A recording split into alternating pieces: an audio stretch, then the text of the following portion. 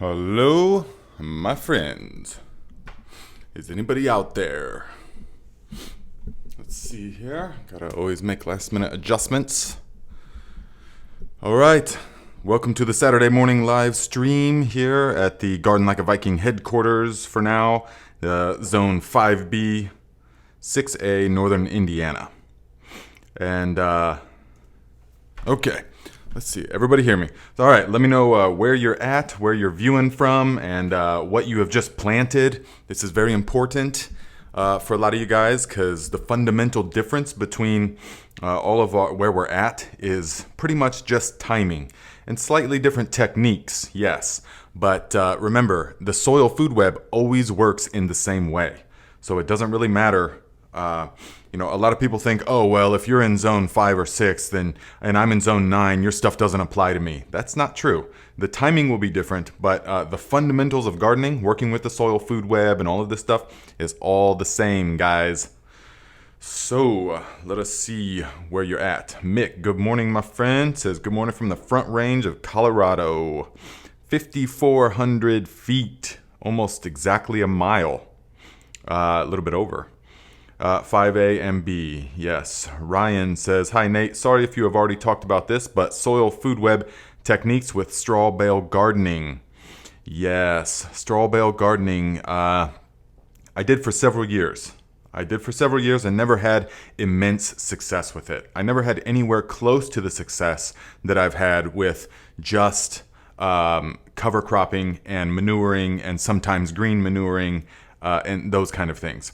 The straw bale gardening, for me, even I conditioned them properly and everything, they just didn't have the power that the soil can have, because it's a carbon-based sort of thing. I mean, everything's carbon-based, but it's really, so you have to make sure that you're getting a lot of nitrogen in there. So they almost do best with like a drip feed. So you almost have to drip feed. It's almost like a soilless growing medium. Like if you've ever grown indoors on like rock wool cubes, you have to kind of drip feed them. That's kind of what the straw bale gardening is like in my experience with it. So I did it for a few years. First year was a total failure. I mean, we don't have failures. We have learning experiences, of course. And everything was yellow. Everything was just yellow, and it just it just didn't grow because there was no nitrogen. And no matter what I was doing, it wasn't like enough. But then the second year after it was the same bale, it was much more broken down and conditioned.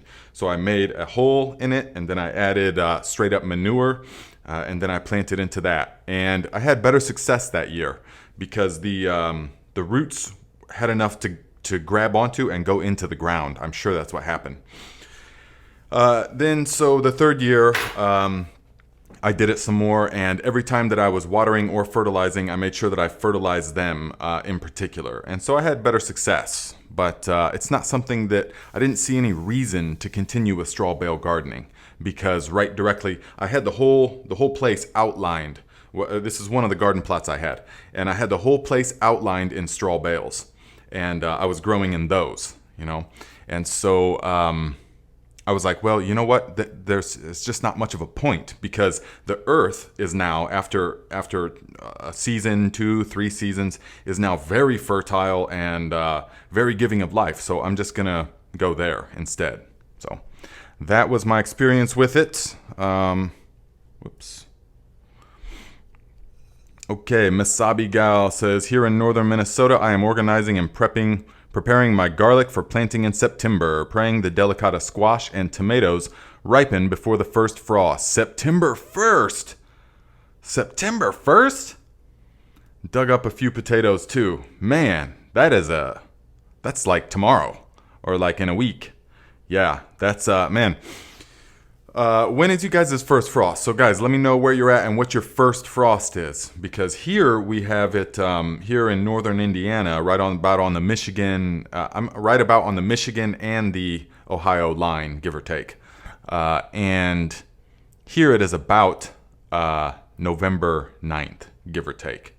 So, October. I'm sorry, October 9th. Yes. So we still have a while, yes. But even if the frost hasn't come, now is the point is the time in the season, guys, when things are going to start to look tired. Okay, if you didn't plan for it and you refresh the garden with your stuff for the fall time, then your stuff that you grew in the spring and the peak of summer is going to be looking a little bit tired, especially right now, because we have a just awful forecast for the gardener.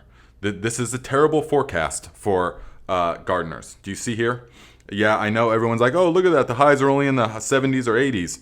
But every single day is just sun, not a drop of rain.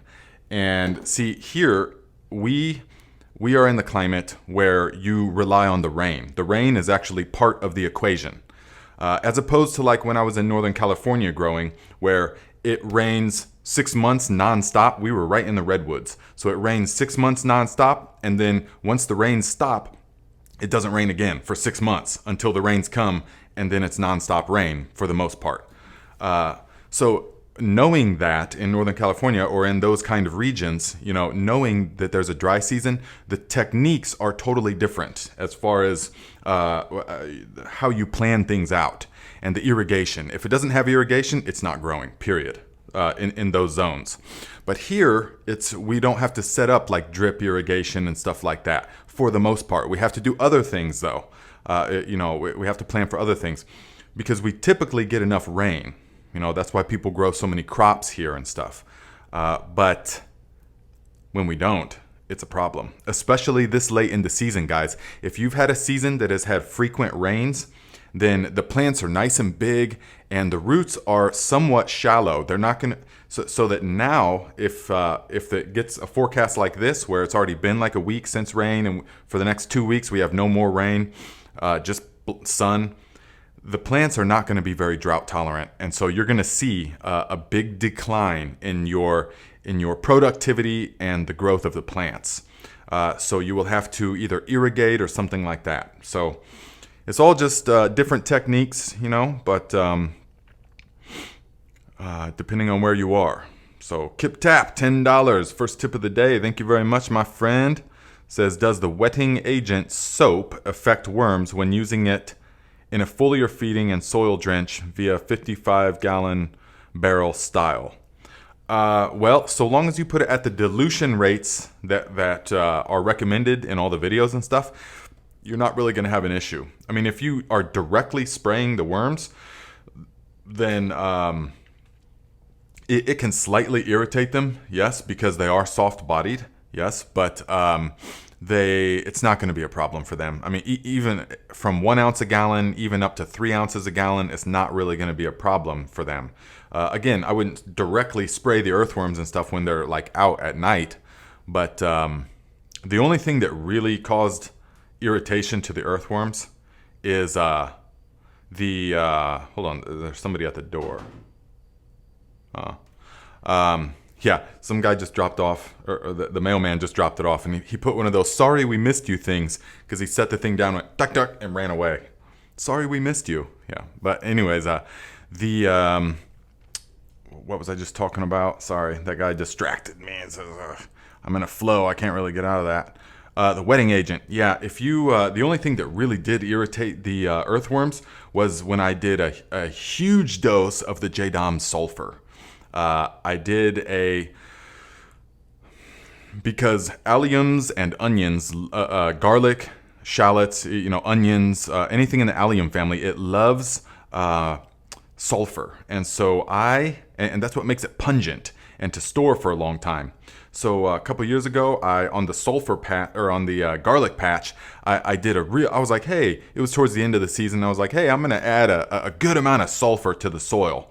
And so I used the JDOM sulfur, but way higher ratio than you use for the plants, because there was no plants in the ground. So I was like, okay, well, I'm just going to kind of add sulfur into the soil. So I watered it super heavy, it was like 3 ounces a gallon, something crazy like that, instead of 1 teaspoon a gallon. And I watered it in, and within seconds, there was hundreds of worms up on the surface of the soil. They were just crawling around like that. And I was freaking out because, oh my God, those are my right-hand man. These are like my workers, And so I ran and got the hose and tried to spray them off and stuff, and yeah, it was not good. But They all went back down. I didn't see any dead worms. So that was the only time that I noticed a real irritation of the worms. But then again, I had to, if you guys watch my video, the short that I made about the gardener's worst nightmare, the symphalins or symphilins, the garden symphs, those little tiny white, they're like root maggots, but not quite. If you watch my video on those, I did find something that has worked. And it is the JDOM wetting agent and the JDOM sulfur together in high doses. And I soaked the effect. I removed all of the, and I'll make a video about this. I removed all of the mulch, okay, because I had a bunch of nice mulch. The soil was real nice and fluffy, and that's what the symphilin likes. And if you guys aren't familiar with the garden symphilin, if I'm saying it right, symphalin, then look it up. It's like a nightmare because there's no known effect or control for it. Even chemical stuff, it's hard for them to. It's hard to get them. Okay, so they can be like a nightmare for gardeners. But the JDOM wetting agent and the JDOM sulfur, I applied that, and I'll have to look at my notes for the exact ratios. But I took all the mulch off, applied that stuff, and yes, the earthworms came up again. They were not liking it. But I said, sorry, guys. I mean, sorry. So I couldn't watch it, actually, so I just walked inside, is what I did, instead of watching them, But then I came back out. There was no dead earthworms or anything like that. They all went back down. And so then I waited. A couple of days, and then I replanted in the same exact spot that you saw from the short that I made, another eggplant.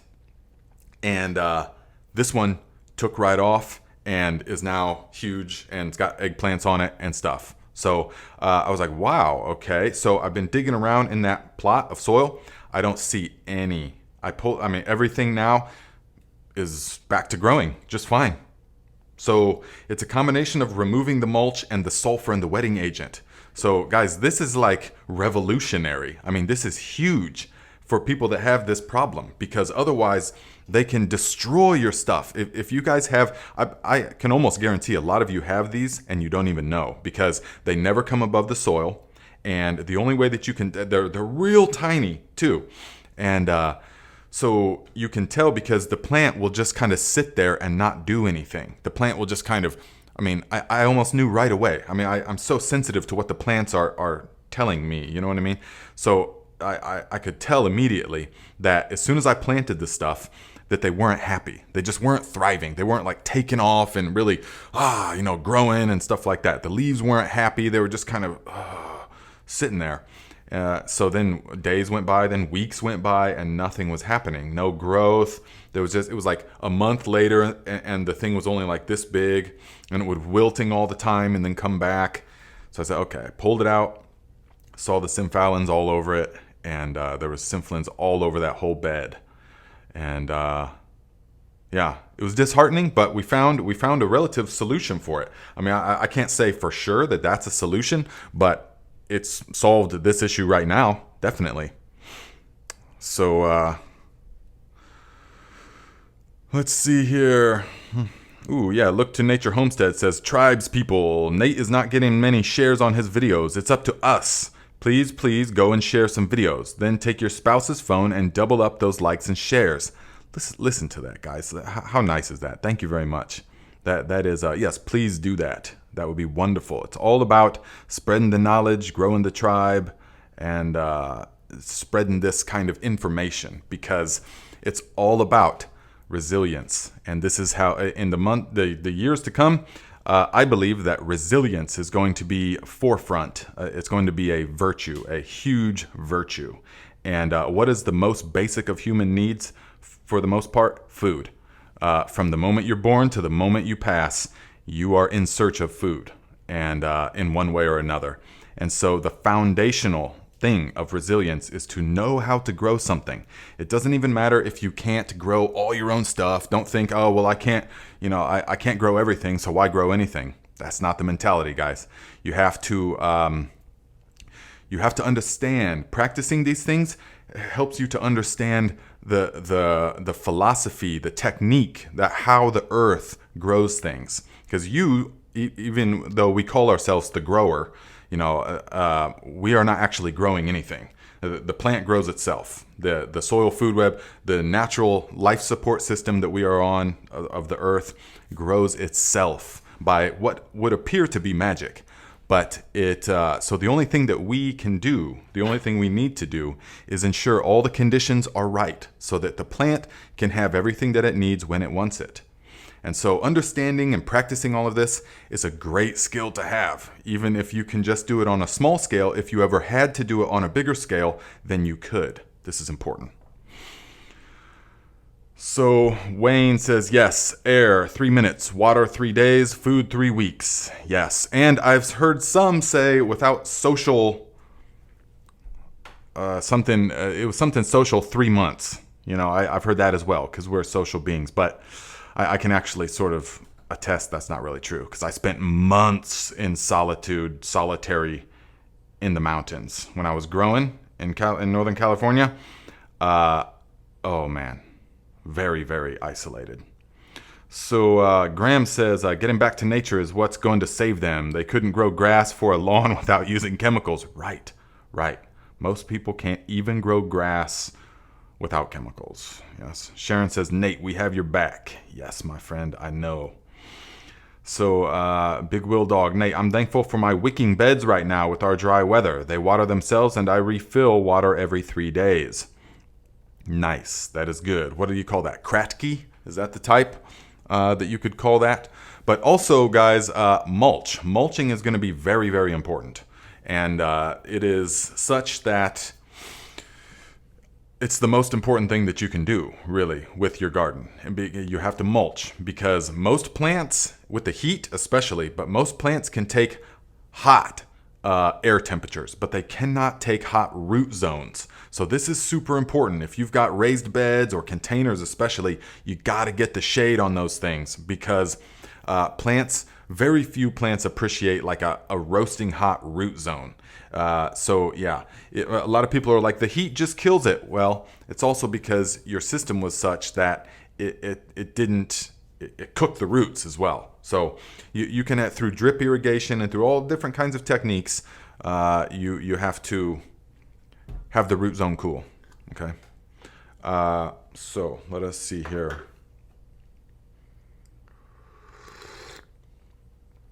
Oh yeah, guys, this tea is like candy. I mean, okay, chamomile harvested from outside, and lavender and jasmine flowers with some honey. Super good, literally tastes like candy. Yes. Muddy Paul says, solitude is healthy when it is by choice.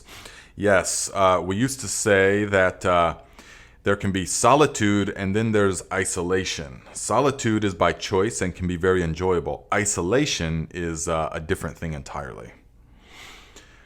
And Raven Black Crow says, oh, that's a nice name, says, love your green cup. Ah, thank you. Yes, I got it from Aquascapes in Chicago when I went to the Content Creator Roundup. But I really like it because I'm going to get when I get the merch, it's going to be definitely one of these mugs. And it's going to say, what do you guys think would be good sayings to have on a coffee mug? It's just good. Well, there's going to be the logo, the Garden Like a Viking, I think loyal to the soil is one of the best. TC, my friend, okay, I got your package just to let you know. Thank you very much. I appreciate the effort that was in that, involved in that. TC sent me a package of a bunch of different cuttings of Queen Anne raspberries, haskberries or hapskberries, I forget the name of it, and all different kinds of stuff. Now, some of it didn't make it. Some of it's not going to make it. But I think a number of them are going to make it, so which is cool. So although I don't think that, I think, see, I'm still getting experience with that type of thing with the fruit bushes and all of that. But I think it has to be once they enter dormancy as far as the cuttings and stuff. But we'll see. So yes, thank you very much, my friend, TC. Oh yeah. Oh, but don't feel bad. No, no. Many of it did make it though, so that's what it's all about. As long as we get a couple of them, that's not a problem. So, yes. Scarecrow says, "Okay, my friends, here it is." Yeah, that could be on the cup, definitely. Packed with the good stuff on a coffee cup. Thank you. Good idea. Yes, definitely. Down to earth on the mug. Yes, down to earth. Yes. Raven says, "I will be ordering a cup for sure." All right, good. Jeremy Ransom says the Emerald Cup for the Viking out of the Emerald Triangle. The Emerald Cup. Yeah. Subconsciously, I was probably like the Emerald Cup. Yeah, I didn't really think about that, but yeah. Yeah, we could never enter our stuff in the Emerald Cup, unfortunately. Pam says, "Oops, I'm late, but I'm here now. Hi, Nate and everybody, all of the friends. Hello, Pam from South Africa." Wayne says, "What is the ETA on the merchandise? Do you have it on the plan?" I do not yet have it. It's all in the works, but some things have gotten rearranged, and so there's different priorities. I'm really focusing on the book this winter, this fall and winter. Once everything kind of slows down a bit, that will be at the forefront. But also the merch, sort of at the same time. It's because right now, the plan, the vision is the school and having all the people involved and all of this kind of stuff. I can see it already. I know in my heart that it's already a reality. It's just yet to. It's like the sculptor that says that the sculpture is already contained within the slab of stone. He just has to get away all the other stuff. You know what I mean? It's the same with this type. But for the time being, it's still me just doing everything. And so not only am I like trying to make videos and write a book and do consultations with people and have like 3 or 4 massive garden, have a massive garden here and be a part of other garden projects. Not only all that stuff, but also the canning and the past 3 days I've just been nonstop preserving tomatoes, like this. Okay, guys, for those of you that did it last year, okay, chime in on the fermented tomatoes. These are some of the most incredible things. I mean, maybe you guys have a different variety of tomato. These are purple bumblebees, and with just garlic and basil and the sea salt. Watch the video that I made on it, and you will see. And these things, I still have a jar of them. Yes, basil. And I still have a jar of them from last year, and it's still good. You can still eat them. And these stay out at room temperature, guys. It's mind-blowing. I mean, these are one of the things that preserve better than anything else, okay? So watch the video about how to ferment these, and they sit out at room temperature until you eat them. And they're amazing. They're effervescent, and I like to eat them with fish. Because, well, we're in northern Indiana, so we're not getting like fresh seafood, but we are getting like good cans of sardines. I love sardines. During the pandemic, time, I like bought like a pallet of sardines, just to store. So I'm eating them all the time, especially during the winter. But one of these with the sardines, and some raw butter. Oh yeah, now we're talking. So guys, get on the train, watch the video about the fermented tomatoes, and just do it. You can do it with full-size tomatoes too. I think I'll make another video this year about that. The full-size tomatoes, definitely. Ooh, Matias, good one. Says, "To compost thy shall return," or something like that. Yes. Remember, you are dust, and to dust you shall return. Remember, you are soil, and to soil you shall return, which is the ultimate truth.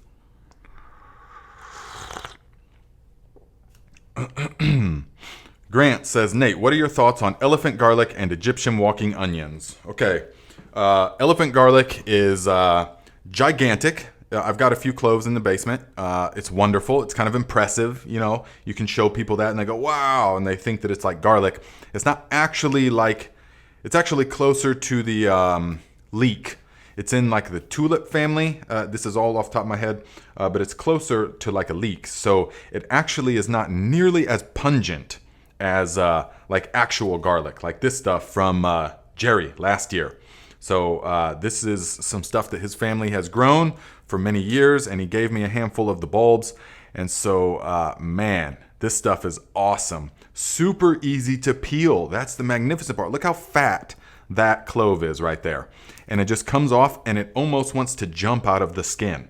That's how easy it is to peel. I don't know if you guys are like me, but in the late summer and fall, I spend a lot of time putting things up for the winter, you know, cooking, and I cook from scratch every day. So I'm using garlic every day.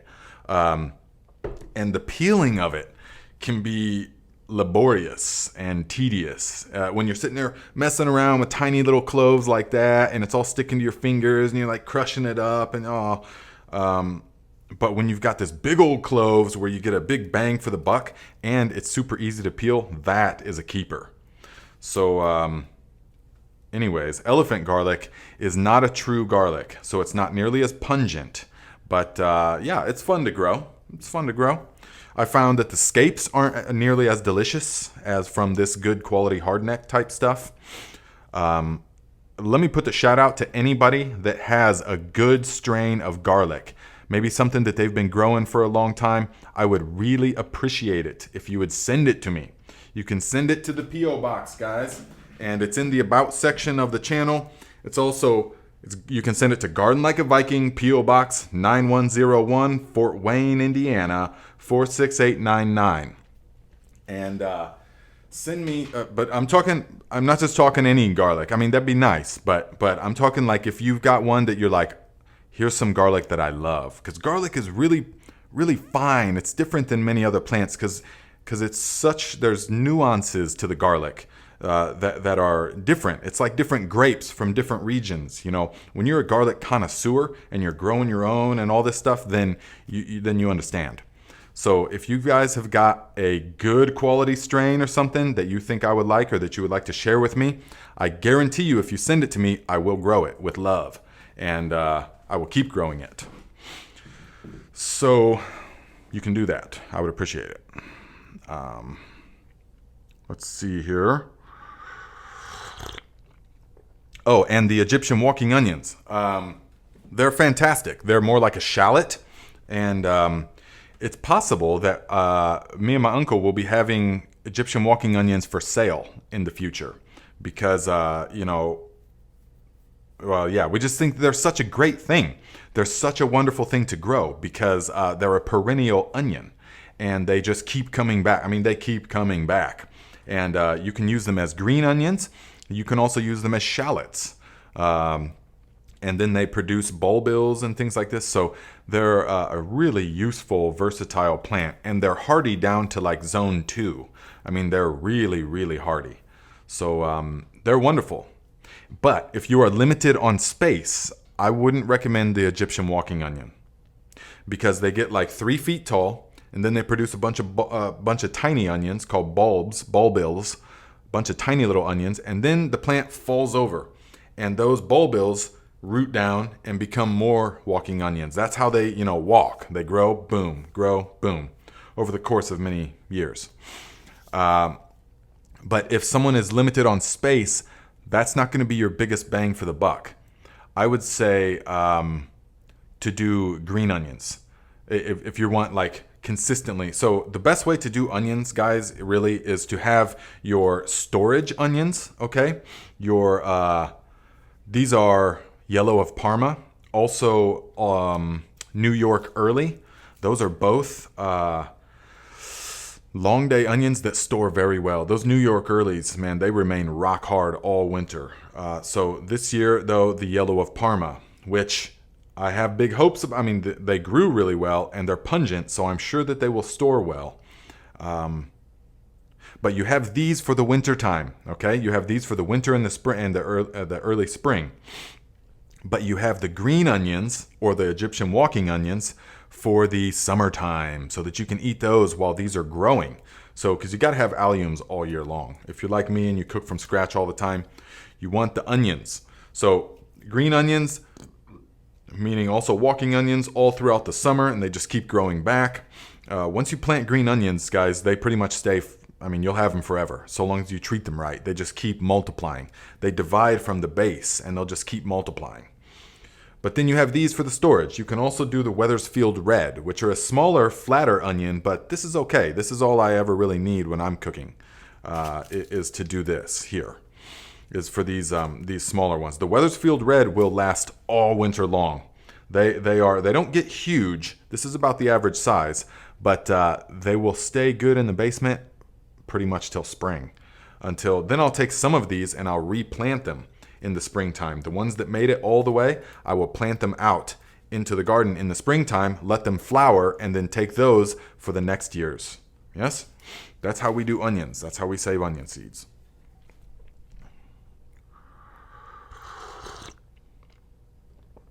Let us see here. Wayne says, I was overwhelmed with green onions last year. Oh, yeah. Donald Hughes, hello, my friend, says, love the pink tie-dye tomatoes. I tried for $1 a plant. $1 a plant, that's pretty good. The pink tie-dye, or the Berkeley tie-dyes are pretty good. They're pretty good. Although, guys, I can say at this point, those claims that people were making as far as, Baker Creek made a claim that in a blind taste test, 10 out of 10 people preferred the Berkeley tie-dye over the Cherokee purple tomato. 10 out of 10 in a blind taste test at one of their festivals. And I just don't believe that's true. I'm not saying that they're lying, but I'm just saying that that's not true. So whatever that means. So I tested it out. I said, okay, well, we're going to grow. Because the Cherokee purple is just the finest tomato I've ever had in my life. And so if there's one that is that much better, I'm going to grow it. So grew it. I have them at multiple different garden plots that I'm a part of, and everyone's growing at least one of them. And they're good. They're definitely good. Yes, no doubt. But they are very different than the Cherokee purple. The Cherokee purple is more of like an earthy and smoky almost sweetness that is just, totally just the essence of summer. But the Berkeley tie-dye is also very good, but it's more almost like tropical tasting. It almost tastes more fruity than anything else. It's yeah. It doesn't even come close to the Cherokee purple though, so that is what it is. But guys, you gotta eat it with one of these fermented pickles. This is the way to go, okay? There's no vinegar in these pickles. Watch the video that I made. And so there's no vinegar in these. These are lacto-fermented. So we use the lactic acid bacteria, and they will create the acidic environment for us. And that is what is going to preserve these. And so you have a small slice of this with a small slice or a big chunk of the Cherokee purple. And let's see. Alexander says, for my test, Cherokee isn't best tomato. Ooh, what is the best one from your test then? And of course, these are totally subjective and relative. When we're talking about the best tomato, we're talking about a total personal preference as far as the flavor profile and all of that. Now, the Cherokee purple is not the best producer though. Typically, it is not produced very much, but this year, it has produced a boatload. Dozens per plant so far. So it's been pretty awesome. I've got a massive pot of pasta sauce on the stove right now. RK says, love the fermented pickles, my favorite. Oh yes, super good, guys. Watch that video. It's like I want to make the video again, but I already made the video last year. So because it's just so important. Wayne says, potato tasting. Oh yeah.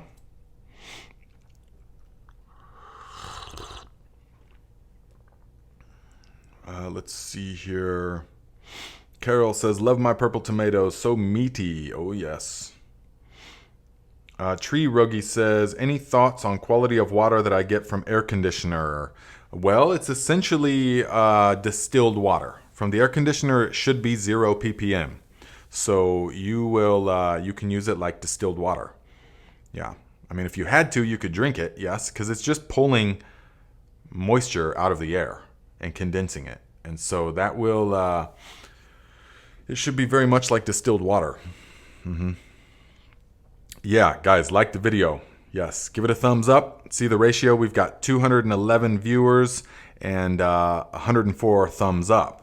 So if you're not thumbs upping, what are you doing? You got to be part of the tribe. TC says, I want to make them too. I've only done vinegar pickles. I like them spicy.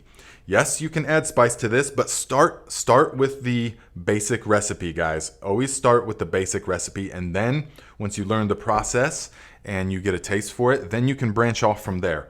Add a Tabasco pepper or something like that, and that will really help it to liven up. But vinegar pickles, I used to do them that way, but I used to pickle all kinds of things, but I just got tired of so much vinegar. It's like especially when you can lacto ferment it instead, and it's bursting with life. I mean, the vinegar has got forms of life, apple cider vinegar with the mother and stuff, but distilled vinegar, no. The white vinegar that you would use is a preservative. It's an acid, and so it kills pretty much everything. So you want something that is going to be bursting with life and that is going to be nourishing the estimated 100 trillion microorganisms that exist within your gut. Yes? Guys, do you want to quantify a trillion real quick? I know some of you have heard this, but listen, just listen. Okay? How long ago was it? 1,000,000 seconds. It would have been 9 days ago. Okay? 1,000,000 seconds. How long ago was it? 1,000,000,000 seconds ago. The year was 1991, 1,000,000,000 seconds ago. 1991. So how long ago was it? 1,000,000,000,000 seconds. The year was 29,000 BC, 1,000,000,000 seconds ago. That is how much, yes, chilling, you got it. That is how much that, how much more a trillion is than a billion. It just is mind-blowing. It's hard. The human mind is not designed to comprehend these massive numbers and super complex things like this. We are designed to be in small groups with things focusing in front of us. You know, not just like these massive concepts and numbers. So it's hard for the human mind to really grasp. But I like that analogy or that illustration because it shows how much that is. And then when you say we have 70 to 100 trillion microorganisms in our digestive system that can be 40,000 feet long. Someone double check that. I'm almost positive that when you take it all out, it's 40,000 feet. Okay, someone can check that. The surface area of the digestive system. But it's so important that we nourish these. And the common diet, the modern diet, the SAD, the standard American diet, SAD, is full of preservatives and things designed to kill, specifically designed to kill microorganisms, to help the food preserve longer. But these chemicals and this combination of chemicals also annihilate the trillions of microorganisms that are in our gut, the good ones. And these are so important to everything, guys. You have more microorganism cells in your body than human tissue cells. Is that kind of crazy? That you have more, you're more microorganism than you are human tissue. And so we have to nourish these. Things like this is going to be a probiotic, but also a prebiotic. And that is going to help the body to nourish that community of microorganisms that are responsible for all kinds of things, like your serotonin production and all of this. The gut is so important, guys. It's the source of the subconscious and the feelings. We say, oh, I just got a gut feeling because there's so much energy there. This is very important, guys. If you want to talk about those kind of things a lot more, every Monday at 10:30 a.m. on the Thrive Like a Viking channel, we do a live Q&A where we talk about all kinds of kind of far out stuff sometimes. Not really far out, actually. Well, just spiritual, sort of subconscious, things to do with the mind, all of that, health. And so let us see. Ooh, DLR said a billion seconds ago, we all danced to Can't Touch This. Yep, while wearing parachute pants. Yeah, man, where are them days? Man, when I came back from traveling, I noticed, because I was like gone from society for like 10 years, basically. And when I came back, I noticed because I had all my clothes in storage and stuff. And so then I came back and I saw everybody and was like, I realized once I went to storage how much just in those 10 years the style had totally changed. When I was in high school, everything was super baggy. We had real big baggy pants and double XL shirts and stuff like that. And now it's like morphed into the total opposite. Everyone's got these tiny little skinny little jeans on and they just have to they pour themselves into their pants. I'm talking guys as well. Girls is one thing, but guys. Super skinny stuff and super tight everything. That's just not, it was just so different, So, yeah. But I like the baggy stuff still. Chill says, he's the boy that expanded my mind. Who is? Let's see here. Sharon says, my fermented kraut turned out awesome this year. So good for you. So good for you. Oh, yes. The fermented kraut.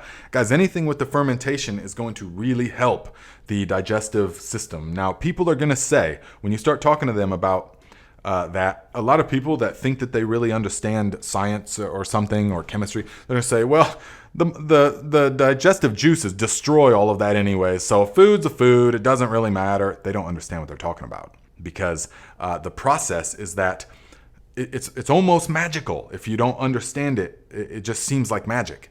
But the microorganisms, so many of them, are lulled to sleep in the pH system, in the pH environment of the stomach. And then they reawaken.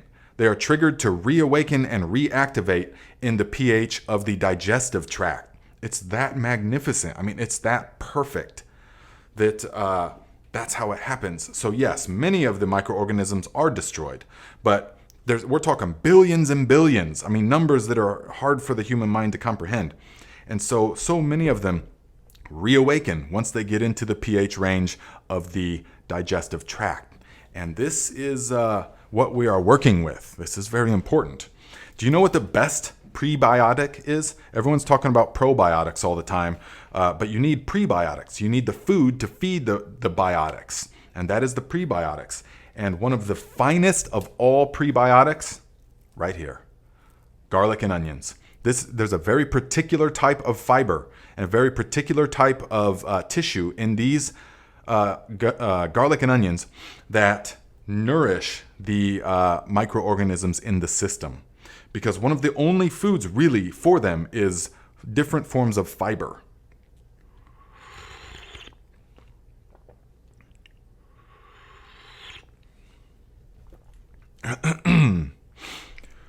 And so, hello, Grammy's Journal says, hello, everyone. I hope everyone is doing well. Yes, we are, my friend. Frank says, Gomer Pyle is a 20th century TV program. Yes. Let's see. Maggie Smith says they use microbiome to treat PTSD and depression. Studies at Duke University. Yes, I believe this. I fully believe this is powerful stuff, guys. Skinny jeans, skinny beans. I need help with caterpillars. Scott, what do you mean you need help with caterpillars? What? Let's see. Chris P. says, overwintered pepper plants for the first time, and they did survive and are producing better year 2, even after a parent destructive cat chewed on them throughout the winter. Yes, okay. Yeah, some people, if they're growing in pots, they like to overwinter peppers. So that is, my neighbor does that, yes. And it works. It works, definitely. I still think that you can just grow them. I mean, if you see some of the peppers, watch my electroculture video and you can see some of the peppers and they're just thriving producing tons and tons. Especially, watch some of the videos from last year. Last year in particular, those poblanos did unbelievable. Just loaded with fruit, big, shiny, dark mahogany red.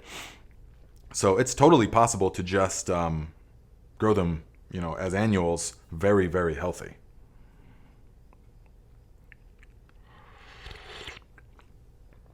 Teresa says cabbage. Yes, cabbage is also a wonderful type of prebiotic as well. Although there is specific things involved in the specific compounds in the garlic and the onions that are the best of all.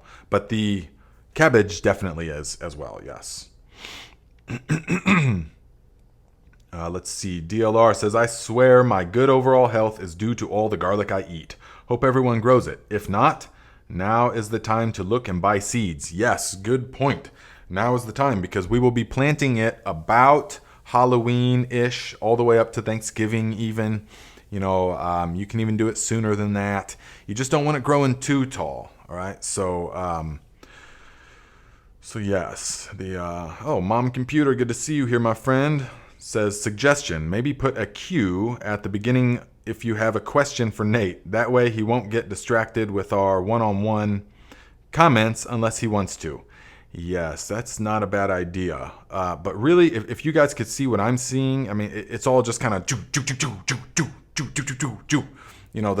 just little tiny, and then I'll try and look at it, and so I'm just like fishing. Whatever comment comes out, that's the one I read. But I do want to I'm doing it on a iPhone right now, but I want to get a iPad, which will allow us, and then I'll start streaming from that. So it will allow me to see a lot more comments, and it's just, I think it's going to be a lot better. So, yes, Teresa, I know. Strange in India, they don't like garlic or onions. I know, and I didn't understand that I still don't agree with that. I just don't agree with that. They say that in Ayurvedic medicine, which is your food, is your medicine, of course. I mean, what in Ayurveda, they don't make a distinction between food and medicine in particular, like we do in the West. These are medicinal herbs as opposed to food. But in the ancient Indian cultures, and the way of healing, it's all the same. And so everything that you're eating, is all has to do with that, all right, as medicine. But they say that, there are certain foods in that school of thought where prana, which is like a life force kind of energy, but there are foods with positive prana and negative prana that add life force to you and energy, and that subtract sort of life force and energy. They claim that garlic is a negative prana food, which so for a couple of years, maybe not quite that long, I was like, okay, well, I'm going to give it an honest effort. I'm going to try, and I didn't notice that at all, guys. I feel progressively every day. I feel better than the day before, and I feel just thriving and alive and clear and happy in every way. And I eat tons of garlic, literally every day I'm eating garlic, and way more than most people normally would put into a dish. I put it in to about everything. So I can just say that that's not really true. In my experience, that's not true. So yeah, I don't know what really they're talking about with that. And maybe it's true for them. Where their sort of genetic adaptation, or what we might want to call evolution, whatever it is, wherever that happened for them, maybe that's true for that culture more so. For me, and my body thrives. I mean, I have experimented with so many different ways of eating and things over the years, and I found that my body thrives with large amounts of red meat and eggs, whole eggs, and raw milk, and lots of homegrown potatoes and sweet potatoes and winter squash and peas and beans and carrots, the high calorie dense foods and cabbages and stuff. That's what my body thrives on, and so that's what I eat. More so because I was vegetarian for 2 years. I mean, 98% vegetarian, unless I went to like dinner with someone at their house and they were cooking something with meat. But I was like vegetarian for 2 years, and so I just, it's not right for my body. So you have to try, though. You have to try all different kinds of ways and see what is best for you. A lot of people think because of how into gardening I am that, I must be vegetarian or even vegan. Not at all. Not at all. But it's all about sourcing everything from super clean sources and as close to its natural state as possible. I'm not eating pre-made burgers or anything like that. I mean, just 100% pastured, grass-fed, grass-finished beef. That is the only thing. Just clean. That's what's so important. And so when PM says, I used to hate garlic and onions, now I crave those. Yes, once the body understands what it is, then it's like, yes, I want that. So once you begin eating in the natural sort of way, meaning that you have broken free from the chemical addiction of the SAD, standard American diet, that and the preservatives and all the things designed to short circuit your natural flavor detectors. Once you break free from all of that and you start eating and you have a rev down period so that your body and system can go back to its natural state, then you can trust your taste and what appear to be like cravings, but they're not cravings like that you used to get when you were eating chemical food. Those are like drug cravings. Those are like withdrawal, like I'm so hungry I have to eat something, or like they have an overwhelming craving for a pizza or some ice cream, something like that. Those cravings, that's actually not hunger. That is chemical addiction. And once you break free from all of that, then the hunger is very, very mild. I mean, I intermittent fast. Now there's a word for it. So I only eat really dinner. That's it. I go all day without eating. And I used to get like starving hungry back when I was like eating chemical food. But now I have total control over that. I feel wonderful with an empty stomach. And the hunger it's there, but it's not overwhelming. You can control it all, and so... And then the flavors and stuff, it replaces the cravings for like a big burger or something real with a bunch of chemicals that is going to give the chemical response. It goes from that to having really desiring things that the body knows nourish it, like garlic and onions and fermented tomatoes and some good quality beef and stuff like that. So, yes. Let's see. Muddy Paw says cravings can be signs of deficiencies in the body. Yes. And that's pretty much what we're talking about here. Once you break free from the chemicals addictions and stuff, that you can listen to the body, and because the body will tell you what it needs.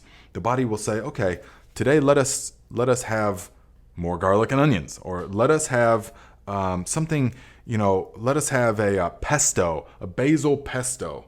You can be real hungry for some pesto or some greens if the body needs that, or maybe some meat, some good red meat, something like that. And you can listen to the body. But if you're just eating the SADs, I keep saying it. Why do I even use the acronym if I keep saying standard American diet? If you're just eating that, though, then you can't really trust that mechanism yet because it's been hijacked. It's been short-circuited by the chemical in the food and the preservatives and all that stuff. So you're going to think you're craving something that your body needs, but it just needs them chemicals. It's almost like drugs. Well, it is, literally. And so it needs them chemicals. You see? So break free from it.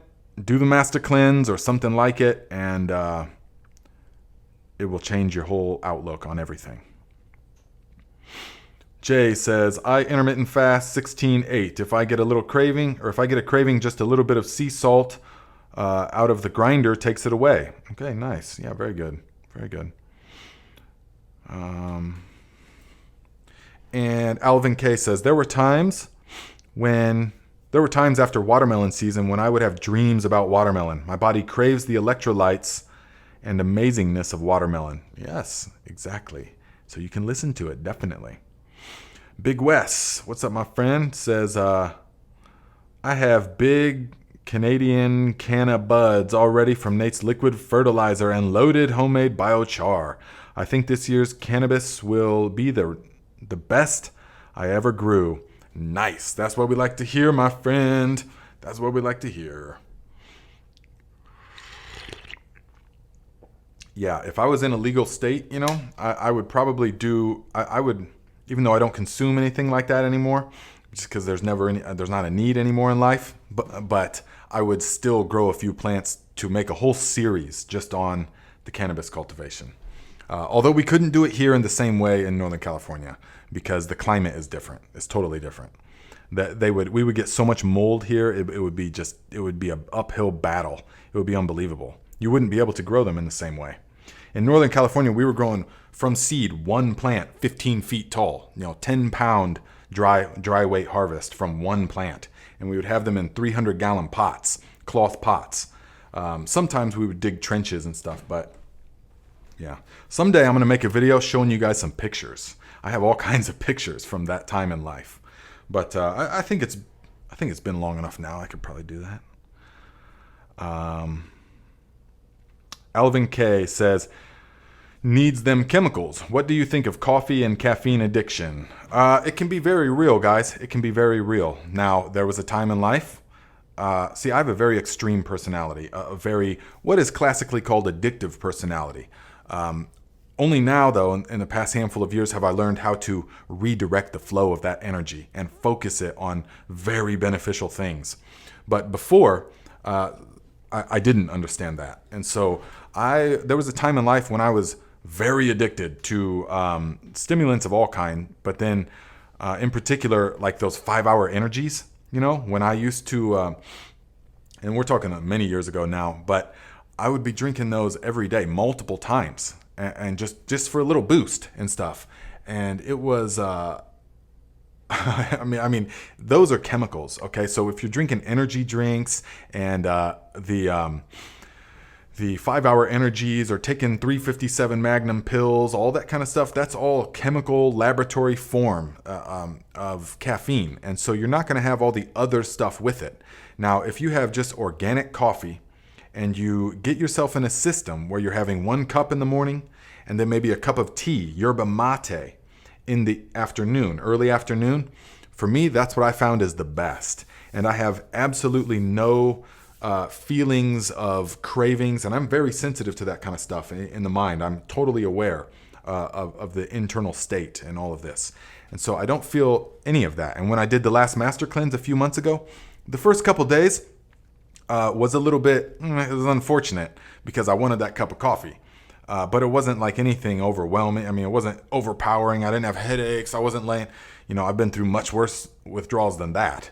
And so it was like just a mild kind of thing. So that's how I knew. And then after a couple days, I didn't even think about it again, and it didn't really affect my life. So it's good to test yourself. If you're not sure if you're like addicted to caffeine or not, then just go a few days without it. But you might be addicted if you're using other sources. See, if you use, in particular, yerba mate. Guys, mate is a wonderful substance to be drinking. It does have caffeine in it, but it has the form of caffeine. If you do the research, the form of caffeine in the yerba mate is very different, even than coffee, and especially different than energy drinks, caffeine anhydrous, all of that. That is not a good form. But the mate, you don't get jitters from it. It doesn't make you upset your stomach, and there's no like crash from it. But you just want to make sure that you're not loading it up with a bunch of sweeteners and 5 pumps of how many of you? Oh, I'll take a coffee. Yeah, give me 12 pumps. Yeah, I'll take the super deluxe unicorn fluff with 12 pumps of almond joy in it, and then 14 pumps of this and that. And this huge thing with 1,700 calories. And that's just a coffee. Yeah. Okay, guys, it's not just the caffeine that you're addicted to. You're addicted to the whole experience of the sugar rush and having the clever packaging and all that kind of stuff. So it's much deeper than that. But yeah, William says unicorn fluff sounds good. Yeah. See, how many of you guys know? Right now, I bet several of you are nodding your heads, going, yeah. I know. I go to Starbucks and get the triple, quadruple, supernova pulsing quasar blend. And that, yeah. Let us see. Big Will Dog says, am I the only one who drinks beer on hot days for the vitamins, minerals, and electrolytes? Yeah. Is that kind of like... Yeah. Maybe you are. Is that kind of like, oh, I get the magazines because I read the articles? Is that kind of like how that used to be? Let's see. Kim says, I've been traveling around the U.S. for 4 weeks now, and I feel really ill. Ooh. So why do you think you feel ill? Probably because you're traveling and the food that you have to eat. And the food in America is different than the food in Tunisia. Yes? So you probably are just getting in line with the SAD, standard American diet.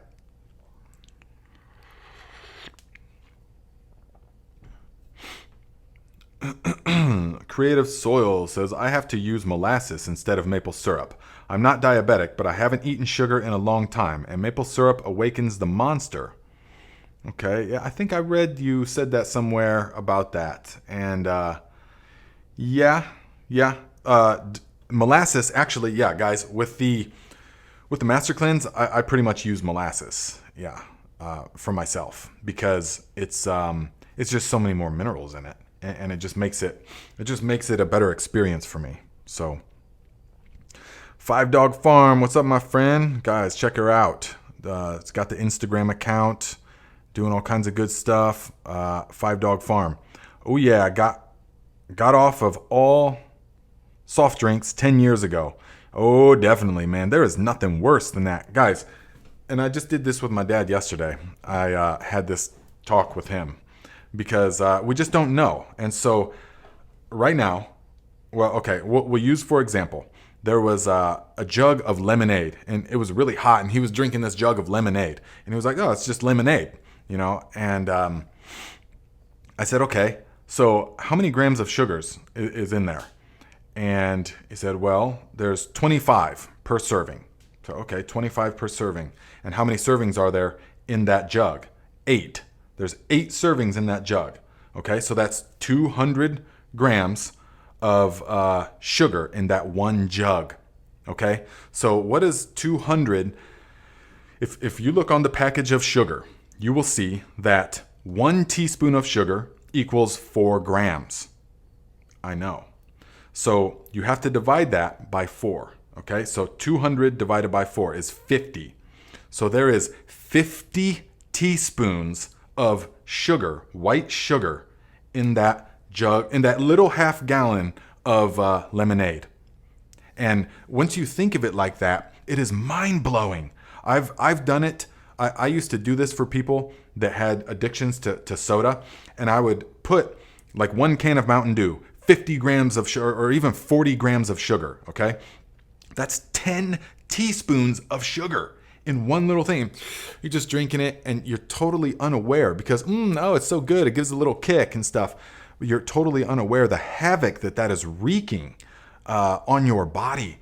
Because what else? If you made a cup of tea, you're not putting in, would you sit there and 10 teaspoons of sugar and just keep putting it in there and just keep putting it in there, even though the whole thing is like a soup now? I don't even know how they get that much sugar in there, but they do, because it blasts people in the face. And so in the SAD, the standard American diet, you have 1 soda per day, okay? That is 10 teaspoons of sugar. And then you have some waffles in the morning with a little bit of syrup, not the real stuff, the Aunt Jemima stuff, another 10 teaspoons. So by the end of the day, you're at 50 teaspoons of sugar. If you do the math, it blows your mind. You see these kids drinking Capri Suns and stuff like that. And and they look all anemic and everything, like they're just like play video games in the basement all day and never eat real food and get the sun and stuff. And this is an epidemic, you guys. This is an epidemic. And you have to become aware of these things. So anything, look, from today or from here on for the next few days, anything packaged that you're eating, look at the sugar content and then realize that every 4 grams of sugar is 1 teaspoon of the white crystalline powder. Okay? So this is very important. Jeremy says, yes, I use raw honey in my tea. Absolutely. Raw honey is the way to go. The body processes honey and maple syrup and natural forms of sugar very differently than it does refined white sugar.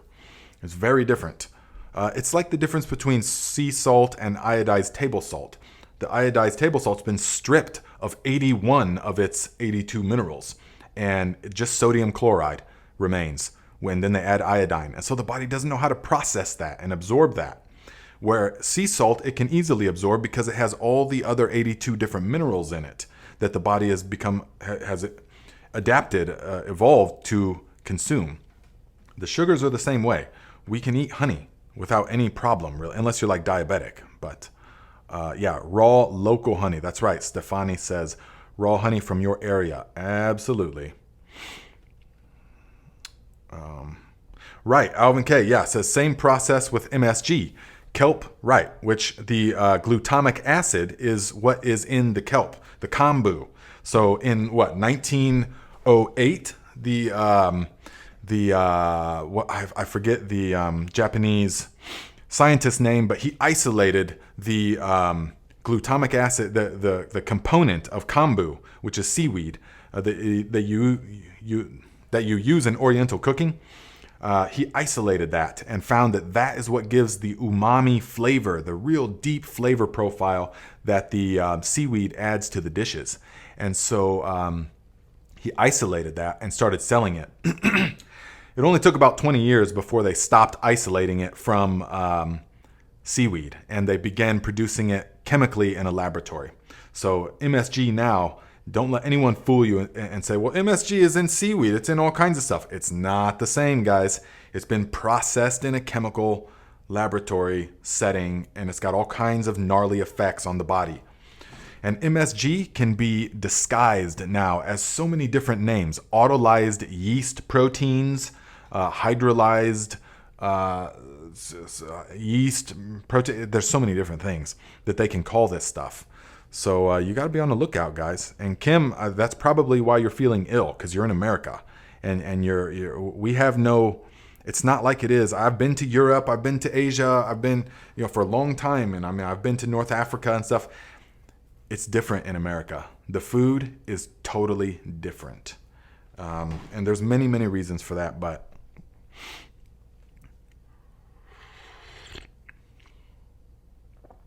Yes, Groen says honey contains enzymes, and one of the most important enzymes found in honey is called invertase. Yes, and tell us, what does the invertase do?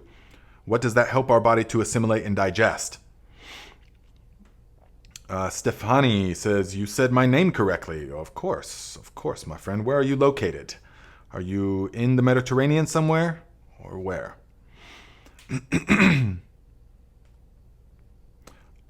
Let's see. Look to Nature says, any indoor cannabis growers, look into 12-1 light cycle.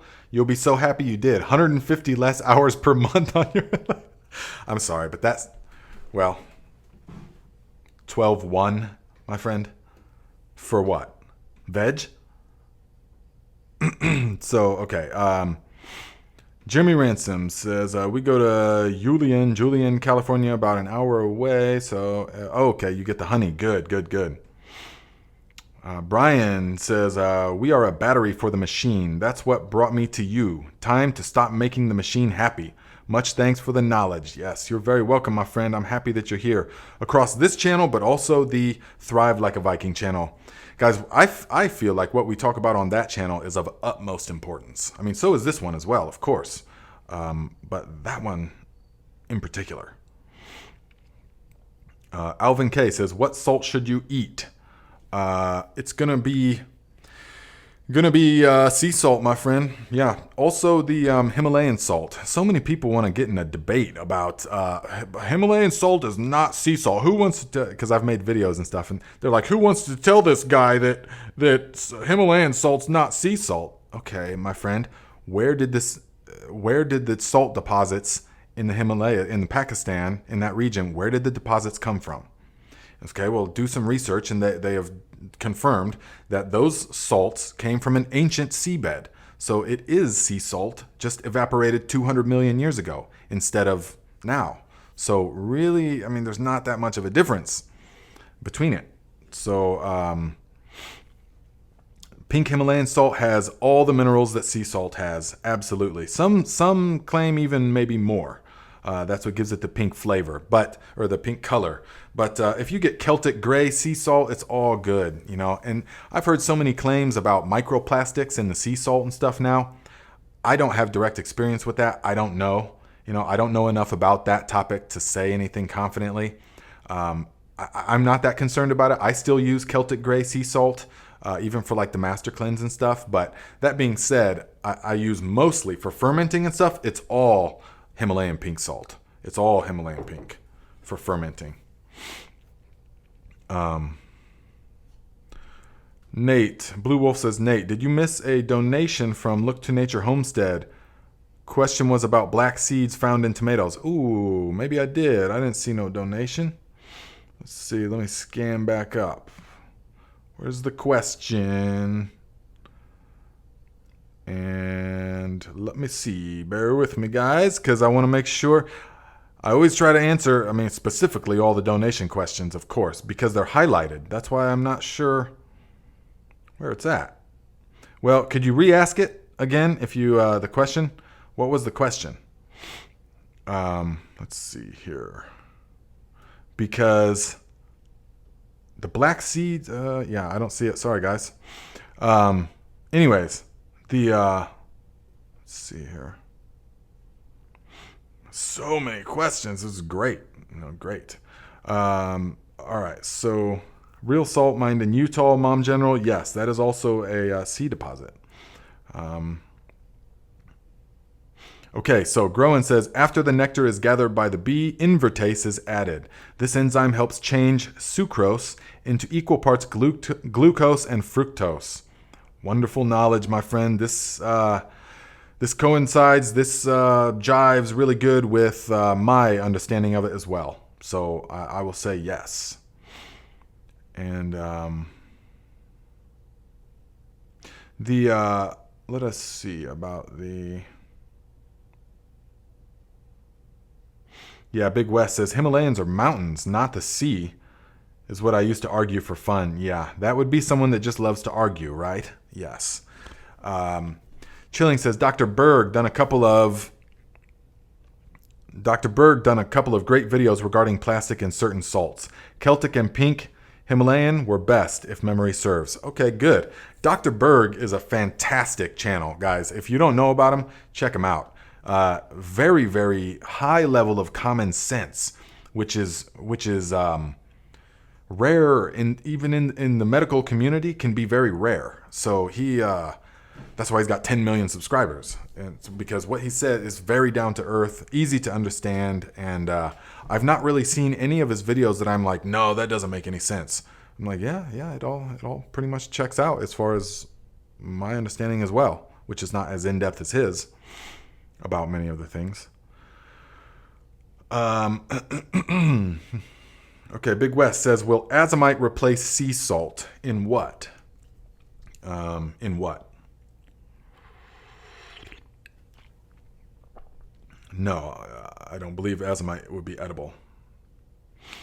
And, okay, so guys, look. This is from last year. Okay, look at this. 9/8. September 8th. And these are the smoked, fermented poblano peppers with onions and garlic. Now, I just took the fermentation weight out of here yesterday because I needed to use it. And I wanted to show you that this is sat in the basement. I don't know if it looks that good on camera, but in the basement, this has been there just on the shelf since pretty much 1 year ago. And it is still perfectly good. Because it fermented, we used some of the lactic acid bacteria, we fermented it. So it's been aging that entire time, breaking down the complexities of the flavors and everything. So we are going to then, no, it is just a standard, well, they call it a leak-proof lid, but that's not true. It's maybe leak-resistant, but it's not leak-proof. But which is fine because it allows the pressure to escape and it doesn't corrode. The canning lids will all corrode. And so what I'm going to do with this now, it's still perfectly good. What I'm going to do with it is take this and put this and probably equal parts of vinegar is what I'm going to put. The apple cider probably. And then blend it up in a blender. And it's going to keep for, as long as I need it. And it's an unbelievably good sauce for like meat and all kinds of things. It has a super deep smoky flavor of the peppers. I smoked the peppers and the onion for several hours on oak wood.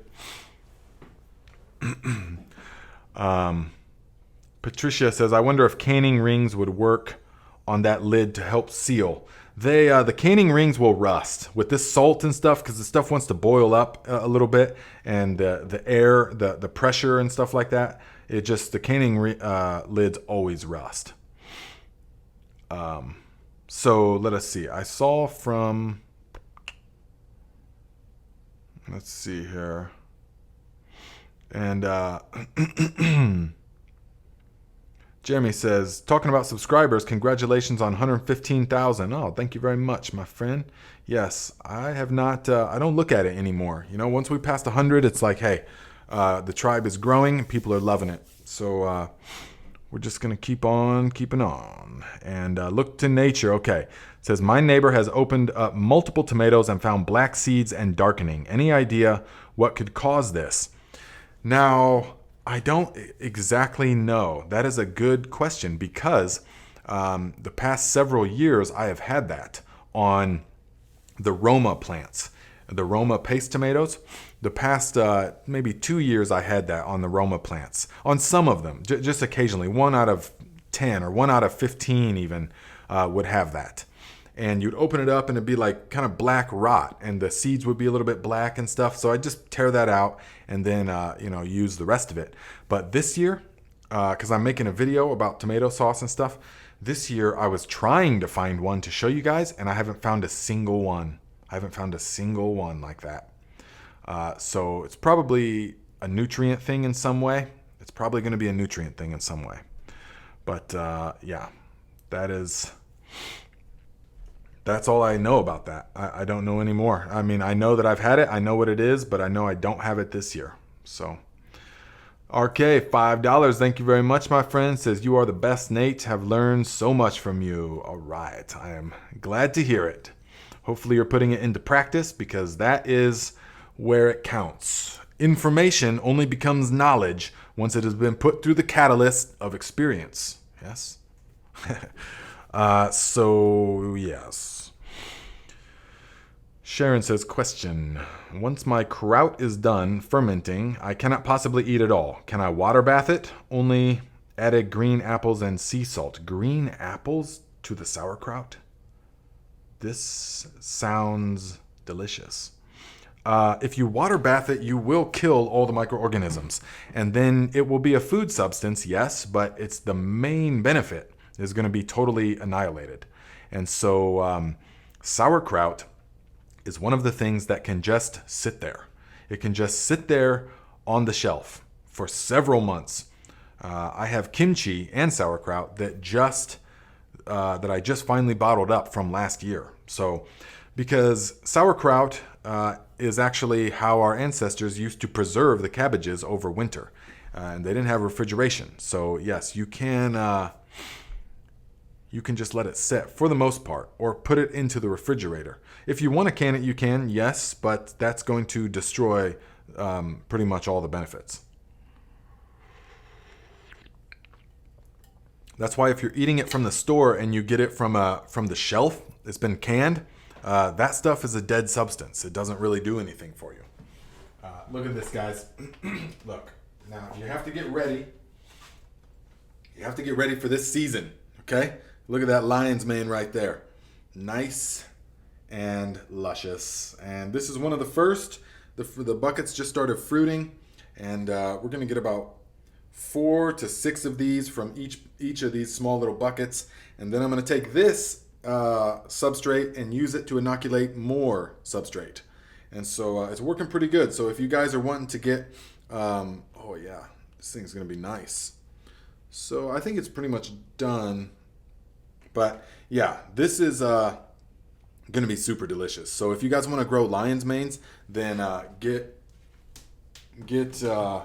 watch the videos I made last year, but I'm going to streamline them this year because I learned a lot last year. And you cannot really find videos about growing lion's manes in these buckets in this style.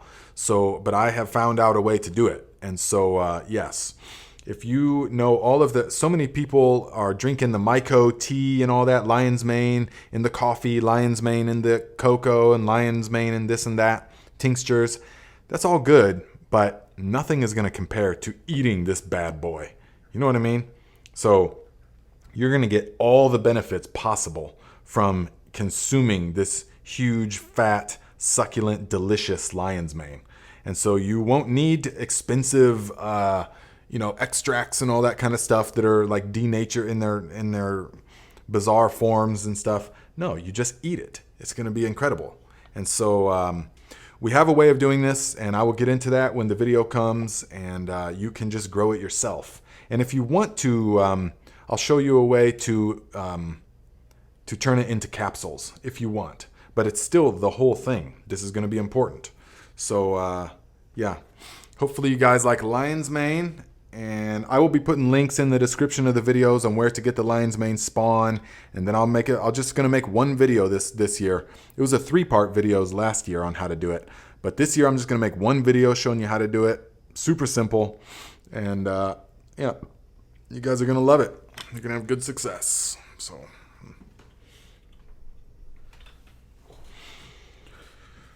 Alvin K says, I got some blue oyster straw logs for living mulch. Oh, yeah, definitely. I got tons of blue oysters and the yellow oysters down there. Teresa says, watching for this video about lion's mane. All right, yes. You guys will love it.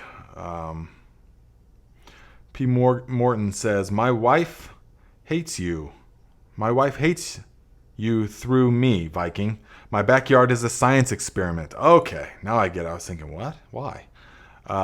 And yeah, backyard's a science experiment. Oh, definitely. Once you get bitten by the bug of the natural farming and you start understanding how things work like that, and there's so many different, you have buckets of stuff all over the place and like a mad scientist, but it's awesome. I mean, what better thing? You can just delve fully into the passion.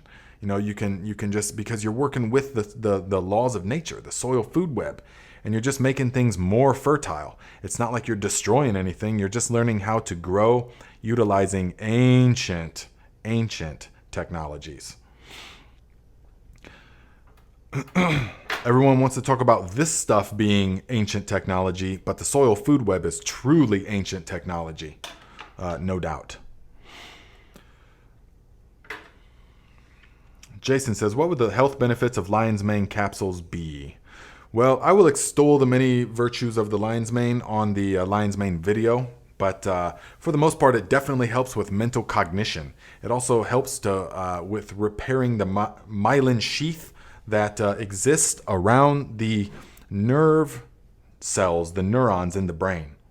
And so that is really a good thing, especially if you have threats of dementia or something like this, or mental decline in your family, or you notice that you're mentally declining, you want to be getting the lion's mane in there, all right?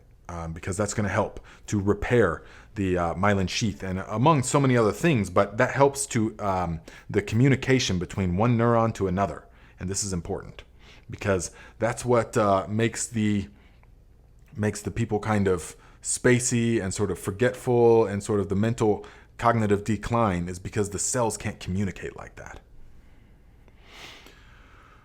And let's see. Maggie Smith says, my neighbors don't like my yard. There is no way I would want to grow in their yards. I'm no chemicals. Oh, absolutely, man. If you go, I mean, yeah, most people in neighborhoods and stuff, there's no flowers. I mean, you can drive along and it's just like a couple of flowers here and there, and then just chemical all over the lawn, and it's like a wasteland for the pollinators. Let's see here.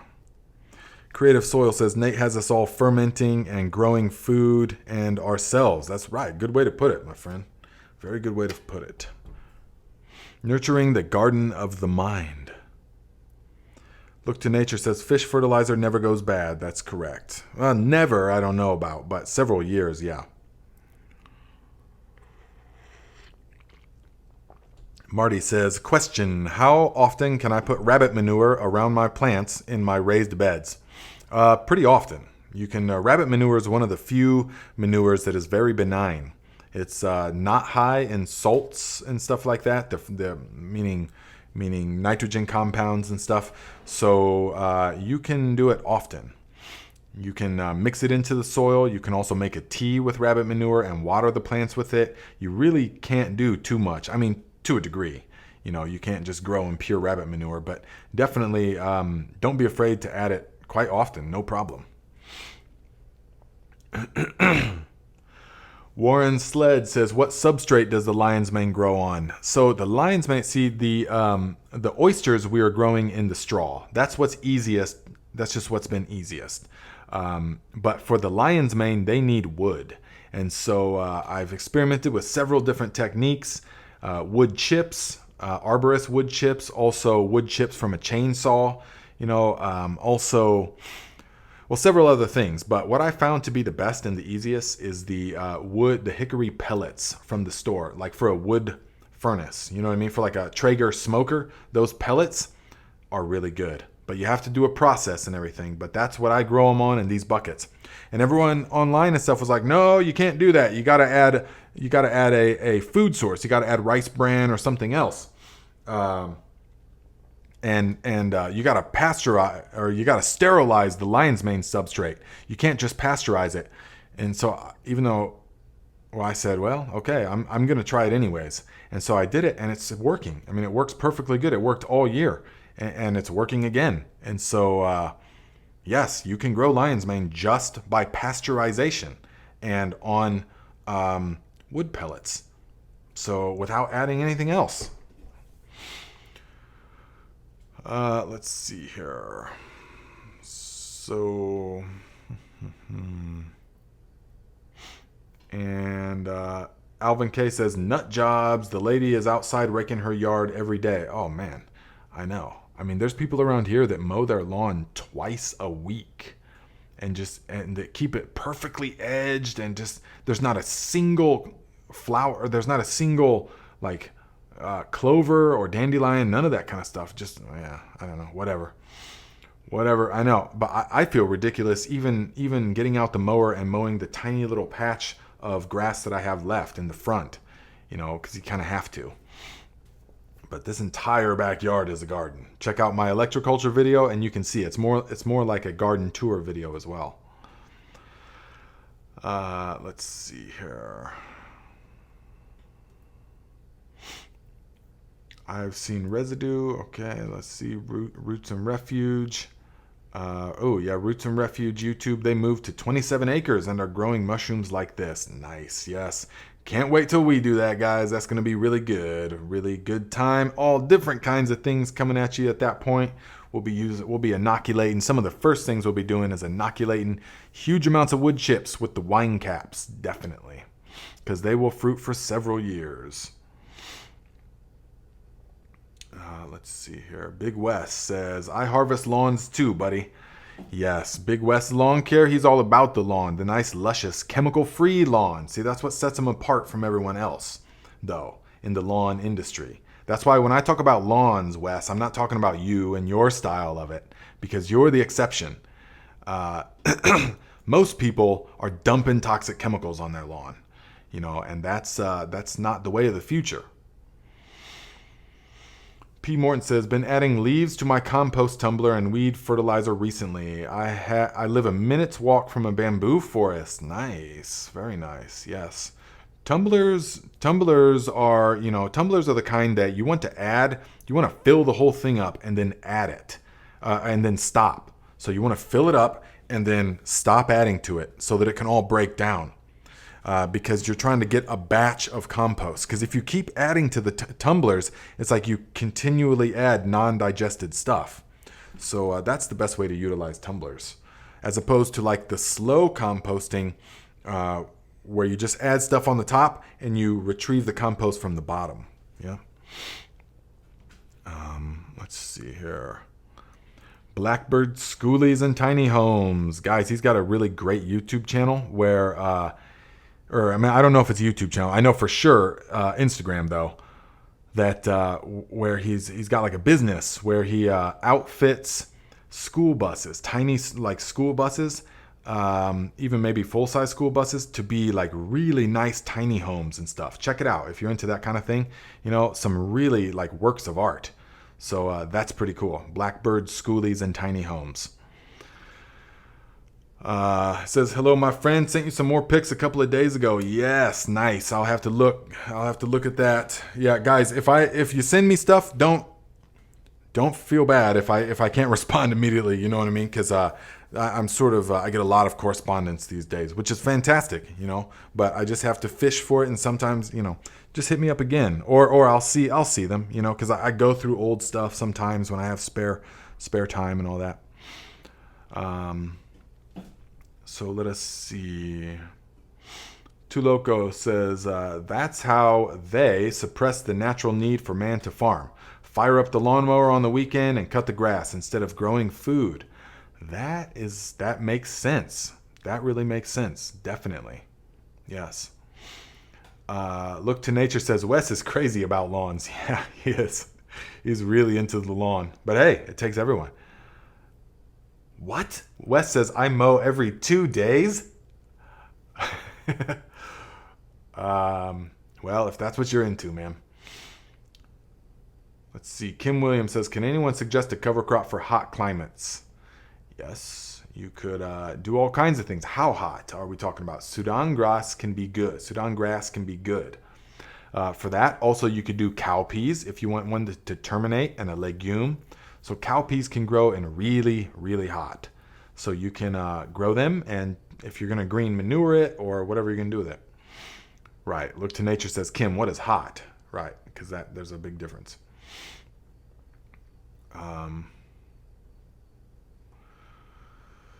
Let's see here. And Blackbird Schoolie says, we got another garden plot set up yesterday. A bunch of compost and horse manure tilled in, getting ready for a dedicated garlic, onion, and a few herbs. Nice. They're going to love that.